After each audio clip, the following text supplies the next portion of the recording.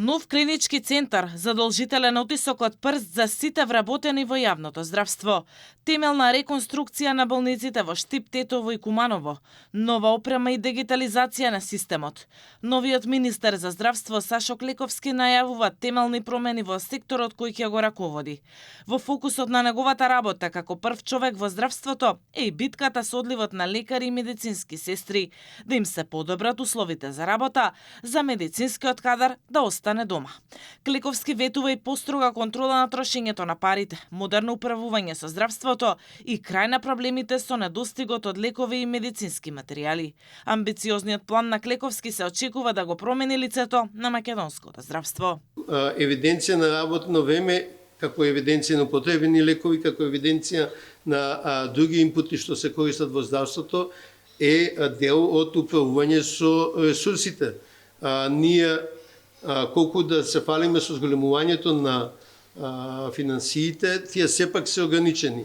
Ние мораме да најдеме начин да ги рационализираме. Методологијата на водење на евиденцијата ќе разговараме со директорите, тие мора да имат законски утврдена евиденција и тука нема да има отстапки. Пред да седне во министерската фотелја, Клековски раководеше со Фондот за здравствено осигурување. Во отчетот за сработиното се пофали дека за 2 години буџетот на фондот е зголемен за околу 156 милиони евра, со повеќе средства за болниците, лековите и современите терапии. По години без промени освежена е и позитивната листа со 13 нови лекови.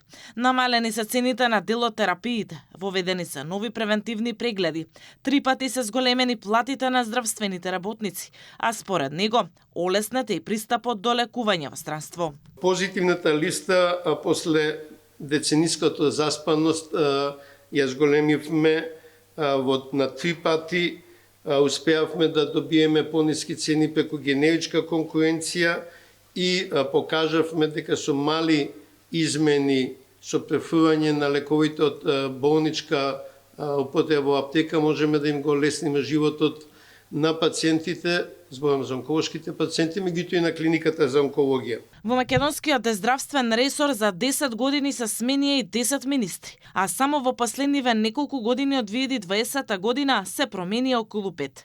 Најнов министер е Сашо Клековски, кој на функцијата доаѓа по владината реконструкција на местото на Азир Алиу. Најдолго на чело на министерството беше Никола Тодоров, речиси 6 години. Арбен Таравари единствениот што 2 пати беше министер, но ниту во еден мандат не остана цела година.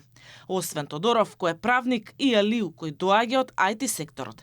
Сите останати министри биле лекари.